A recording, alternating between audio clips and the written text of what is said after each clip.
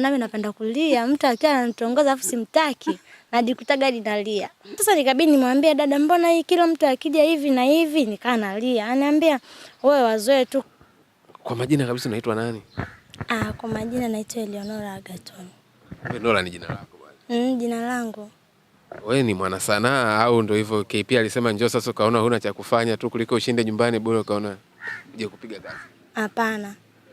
Nilikuwa kabla ya sanaa nilikuwa nafanya shughuli zangu tu za biashara ndogo ndogo. So wewe hukuwa kuna kuoga na vikundi vile vya kujifunza, kuna vya mazoezi mtaani, yani kuna vitu vingi sana vya kwenye sanaa? Hapana. Sawa, tupe historia yako kidogo. Mimi nimezaliwa Arusha, nimesomea Arusha. Okay, pia na upendeleo wa kanda. Ndio. Ya ndo baada ya hapo nikajadaa kufanya kazi. Nakuja kufanya kazi na dadangu. Baada ya hapo ndo nikakutana na Zebu, ndo baada ya hapo akaongea na mimi, ndo akaniambia twende kambini kwetu. Baada ya hapo kunishauri, maana kazi ambayo nilikuwa nafanya nilikuwa napika. Kwa hiyo mgawa ndo kazi ambayo nilikuwa nafanya. Kwa hiyo alivyonileta kambini nikaa nawapikia pale, nilikuwa napenda sana kuwafuatilia. Kwa hiyo nikaa naangalia jinsi unajua kuna baada ya hapo wakaniambia kuna singi ambaye nitakiwa nicheze. Alitakiwa acheze mtu mwingine lakini wakaniambia mbona Nora yupo. Kwa hiyo nilikuwa napenda ila unajua unaweza kuwa napenda kitu lakini unaogopa kusema.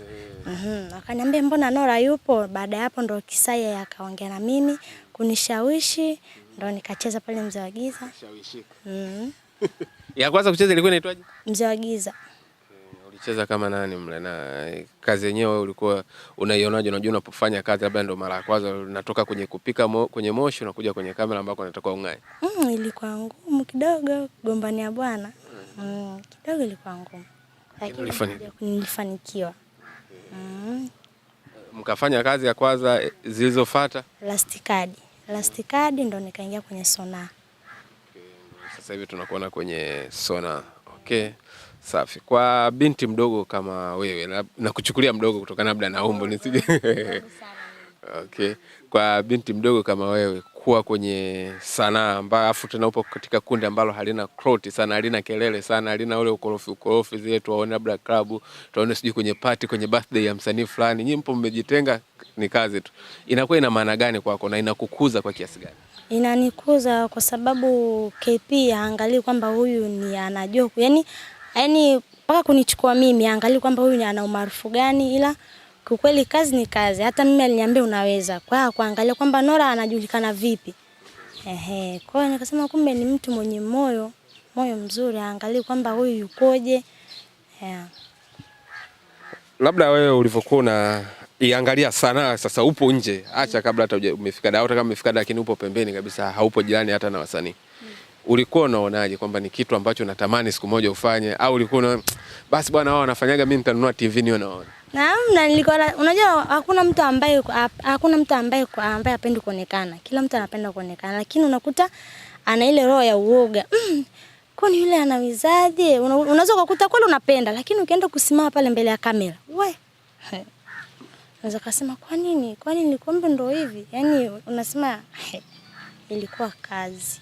Nilikuwa naona ni rahisi ila unapoangalia wenzako. Yaani nilikuwa naona rahisi sana. Ile unaweza kusimama pale, yaani uelewe uongee nini na ushashika kichwani. Uelewe uongee nini.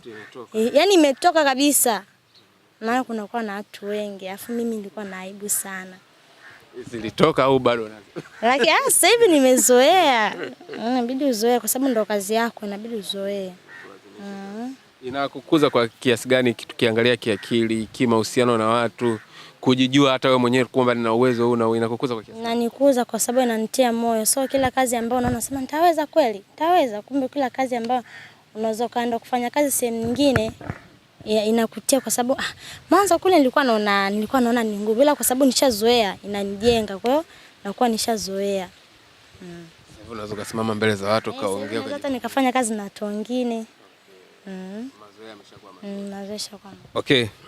Upo Dar es Salaam, ulitoka Arusha, kule labda uliacha wazazi, na labda kama wazazi au walezi wanaona unachokifanya na wana brace, au umetoroka tu kwa sababu ulisema naenda da kufanya kitu kingine, umefika kunafanya kitu kingine, wanakuona tu YouTube?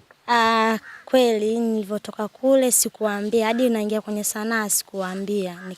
Yaani naingia kwenye sanaa hadi na mzee wa giza nahisi naisha, sikuambia. Ile nikasema nikaa na wasiwasi. Unajua kwenye sanaa bana inasemekana watoto wa kike wakiingia wanajihusisha na mambo mapenzi nini.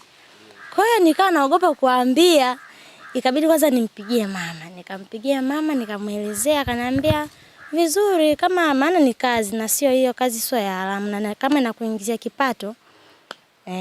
Kwa hiyo nikamwambia mama, kweli akanipokea vizuri, akaniambia sawa. Baada ya hapo nikabidi sasa nimwambie baba. Nikamwambia nilikuwa nakaa na mamangu mkubwa, nikamwambia mama mkubwa, nikamuelezea, akaniambia sawa, akanipokea vizuri. Nikaja nikamwambia baba. Hasa kumbe nilivyokuja kumwambia baba, kumbe alishaniona. Alishaambia bana Nola hivi na hivi. Kwa hiyo nikamwambia baba mimi, akasema najua. Yaani hata sijamaliza kumuelezea, najua. Nikamwambia baba ndo hivyo. Kwa hiyo alinipokea vizuri. Kwa baraka zote. Nimepiga story hapa na wasanii wa KKS, nimepiga na huyu dada mmoja aliondoka hapa anaitwa Sheila. Mtu wa kwanza kupiga naye hapa story alikuwa KP, lakini sijauliza hili swali. Kuna kwenye swala la sanaa kuna masuala ya rushwa ya ngono. Kwamba labda director au cameraman au editor anaweza au producer mwenyewe anaweza kusema wewe ukinikataa mimi nikikutongoza ukanikataa basi hutacheza. Kwa hiyo hata wengine hata muda mwingine hujaambiwa hivyo, lakini unaona akikutongoza ukikataa sitacheza, kwa hiyo unaamua kubali hivyo hivyo. Kwako hii ikoje hasa kwenye hii kambi ambayo utalimpa? Mimi sijawahi kwa kweli. Yaani tokea nimekuja sijawahi ona na wala sijawahi kusikia, hata nikiwauliza wenzangu. Labda sijui nikienda kufanya kazi na watu wengine huko. Sijui, ila hapa hapana kwa kweli. Sema bwana, inakuwaga ni ngumu sana kucheza kama labda umemgomea director. Yaani mimi director na mimi ndo nakuweka kwenye kamera alafu nakuja na kutongoza na kata. Hamna, sijawahi ona. Wewe huna uoga wao kwamba labda ikitokea siku sasa, kwa sababu tunaendaga mazingira tofauti tofauti. Tumeenda mazingira mengine nitakuwa ucheza, lakini naambia bwana kuna hiki kitu kwanza itakuwaje hapa sasa, na wewe ndio msanii natakuwa ucheze uonekane, labda kuna malipo fulani ambayo unatamani, afu director anakuambia bwana bila hivi hatuendi. Kwako itakuwaje? Nilikuwa nasikia hivyo, nasikiaga hivyo, ila sijawahi kukutana naye. Kwako itakuwaje siku hiyo ikitokea?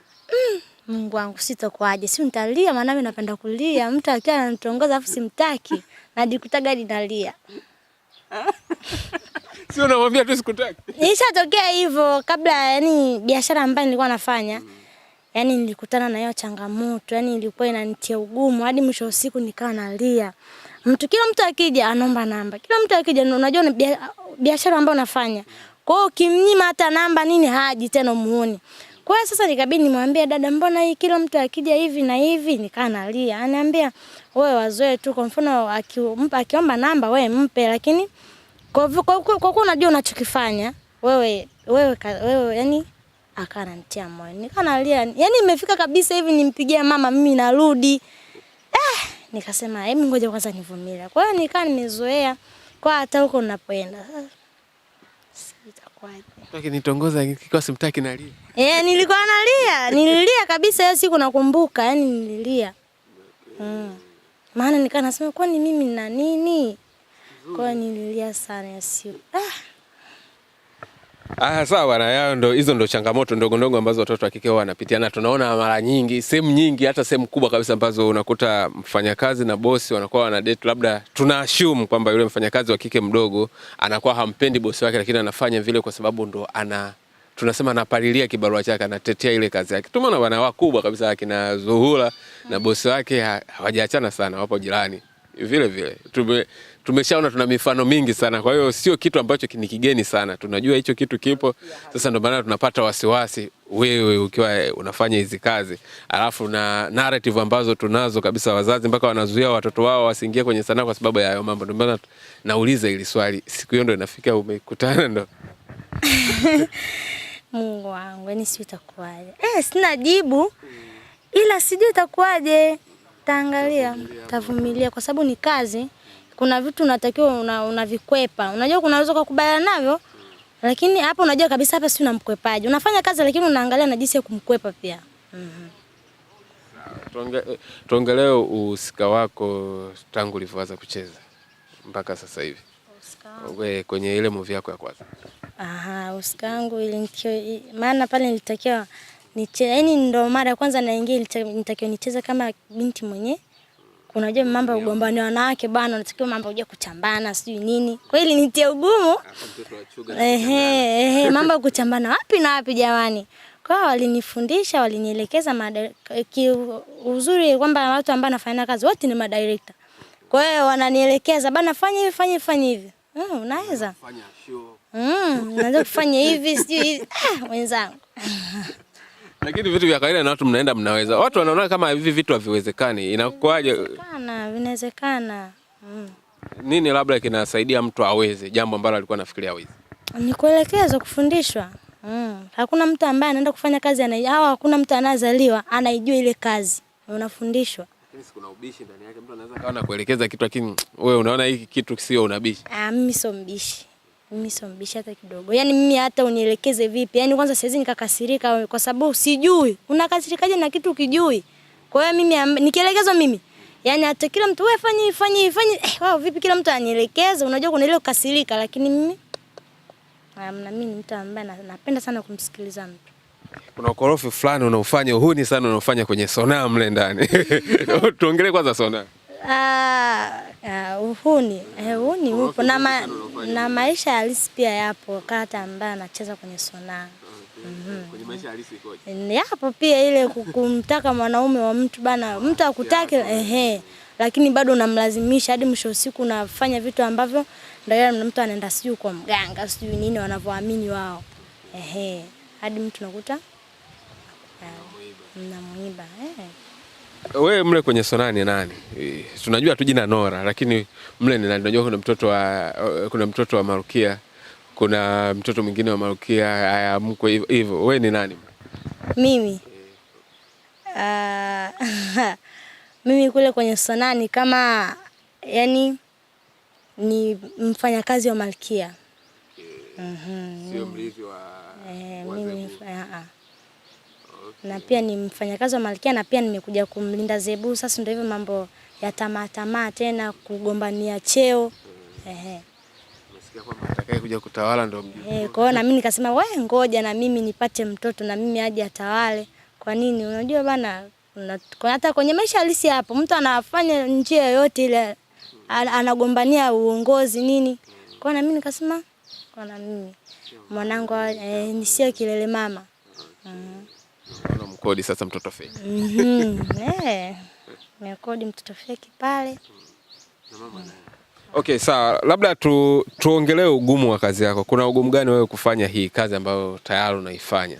Hasa kama tulivyosema umri binti mdogo. Ugumu ulikuwa kwa kweli ugumu ni pale kusimama mbele ya kamera. Ndio ilikuwa naona ugumu. Alafu nakuta watu wanakuangalia, kukariri. Ilikuwa nitia ugumu na karata ambayo natakiwa ucheze wewe. Mwenzangu ilikuwa ni ngumu sana. Yaani ilifika sehemu unakuta unaongea yani mnaongea mnarudia hadi mwenyewe kameramani anachoka. Anazima kwanza kamera. Anaenda kukaa kwanza. Kwa hiyo alafu saa zingine unaona aibu wenzao wanakucheka. Unajua unaambia yani ile kucheka mcheke mwenzao lakini kuna ukija ukaa pale mbele na utacheka. Kwa unakuta wanakucheka. Ukiangalia kabisa wanakucheka. Unakuta bana kisana kurekodi pale. Anazima Nora tena. Anazima kamera tena anaondoka kule. Tayari. Naambia tayari ndio. Kwa mimi nilikuwa sikasiriki. Kisa usinichoke bana. Usinichoke jamani. Kwa hivyo. Sasa akawa kuchoki. Nichoki. Lakini sisi tunajua watoto wa Chuga wanakuwa kuna confidence. Hasa watoto wa kike wengi wanajiamini sana tofauti labda na tukilinganisha na mikoa mingine. Unasemaje unakuwa mwoga? Mwoga? Hamna mimi sijui lakini wenzangu pia kule Arusha. Alafu mimi niko Arusha lakini wenzangu unakuta wamechangamka nini. Mimi hata ukiniacha nyumbani nilikuwa sitoki lakini ukiangalia wenzangu unakuta niko na dadangu pale. Tutoke bana mimi naogopa mama. Yaani saa zingine niko nakaa nyumbani, mtakuwa Nora atokagi nje. Kwa hivyo mimi hata nikipindi nimekuja kufanya kazi huko, hata nikibaki nyumbani, hata majirani wenyewe. Nasema kuna ndani kuna mtu, yaani ndio hivyo. Kwa hiyo mimi Hata disco zile sio sana, ni mara chache. Hamna. Yaani mimi hata uniache nyumbani niseme sijui niende wapi. Wapi. Okay. Sijui uko mbeleni lakini mambo kutoka. Sawa, no. Okay, tunapomalizia labda mtu anaweza kataka kukufollow kwenye mitandao ya kijamii, majina yako kidogo jitambulishe. Mimi natumia TikTok Nora TZ, Insta natumia Nora TZ. Okay. Maneno kidogo ya kumalizia. Maneno cha kuambia kikubwa, nawapenda mashabiki zangu, wazidi kutufuatilia, wasichoke. Nawapenda sana. Nileta uzembe ukakatwa mkia. Nishakatwa. Ndio nileta uzembe. Nileta uzembe pale, lakini nishamkomesha leo nikata mkia. Okay, bwana, kama umetembea channel yetu kwa mara ya kwanza, hakikisha umesubscribe wa kwanza kupata kila story tunakuletea. Asante.